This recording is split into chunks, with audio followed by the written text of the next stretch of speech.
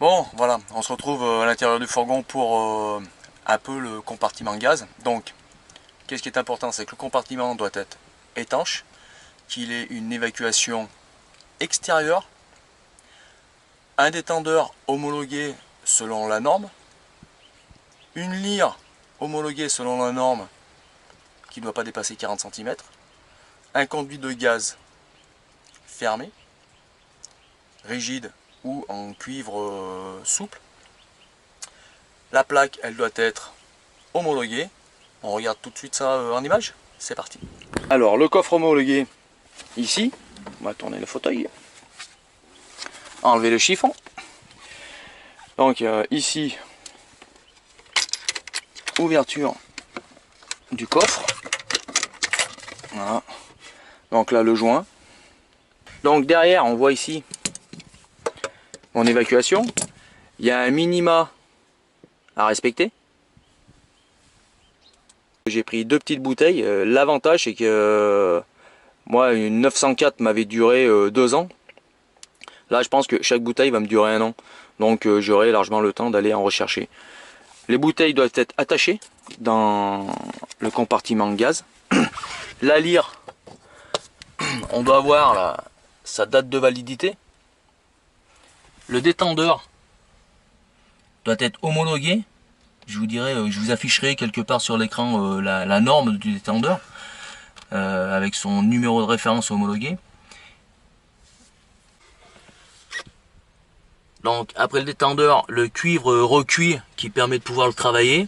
Donc moi j'ai tout monté en olive référence gaz plus fourreau dans le tuyau qui permet de gagner une rigidité et de faire un meilleur serrage. Donc suite à ça, mon tuyau je l'ai fait sortir par le coffre. Donc pour faire l'étanchéité, un trou, j'ai passé mon cuivre une fois que c'était passé, du silica dessous là, j'ai mis un scotch pour retenir le silica et par dessus j'ai mis des petites planchettes que j'avais découpées au diamètre du tuyau.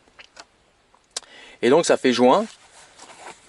Un robinet de fermeture, comme ça quand on est stationnaire, au lieu d'aller fermer les bouteilles de gaz avec le robinet, ça aussi robinet homologué, hein, avec de fermer exclusivement par ça. On laisse ouvert quand on est en position stationnaire et on ferme notre gaz avec un robinet spécial gaz. N'oubliez pas de mettre la conduite de gaz reliée à la terre. Vous voyez, moi on voit mon fil de terre, il est relié à ma carrosserie. On doit protéger anti-choc le tuyau de gaz. C'est mieux s'il passe dans les cloisons, mais il faut que ça soit accessible. On doit protéger aussi sa dessous de gazinière. Et donc tous les raccords, même ici les raccords en fin de compte c'est des raccords spécifiques gaz avec olive spécifique gaz et des fourreaux mis à l'intérieur du tuyau de cuivre. Pareil, après tout le contour, il y a des distances à respecter entre le feu et tout ce qui peut être inflammable, rideau, etc. Des distances à respecter le jour de la présentation, ça soit tout conforme. Le plateau de travail doit être anti-feu.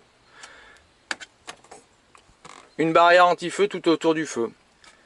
La plaque de cuisson doit être homologuée camping-car. À retenir une chose précise. Tout ce qui comporte une homologation camping-car peut être monté. Tout ce qui ne comporte pas cette homologation, ne l'achetez pas. C'est de l'argent que vous allez gaspiller. Demandez bien les notices des appareillages, les références pour voir sur la notice que l'inscription est bien marquée pour camping-car avec la norme. Sinon, n'achetez pas le matériel, ça sera une perte d'argent. Voilà pour la catégorie plaque de cuisson.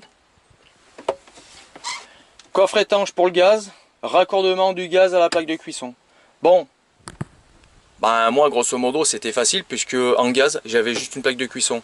Si vous montez des chauffe-eau ou d'autres ustensiles branchés sur le gaz. Prenez contact avec l'agent qui validera votre installation.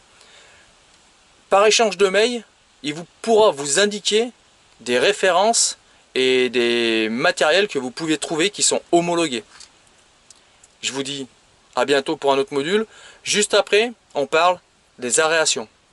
Tchuss!